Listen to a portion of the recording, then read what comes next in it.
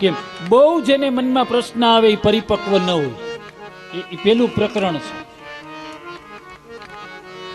સાધના માર્ગમાં ટોચ સુધી પહોંચવું હોય તો પ્રશ્ન મનમાં ઉઠવા જ ન જોઈએ. પ્રશ્નનું સમાધાન એની મેળે થવું જોઈએ.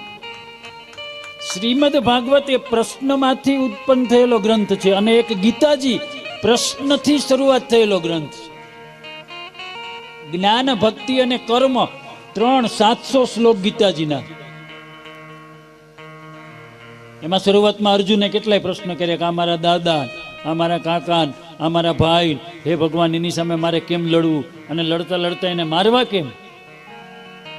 પ્રશ્નની શરૂઆતમાં ગીતાજી અને પ્રશ્નની શરૂઆતમાં શ્રીમદ ભાગવતજી.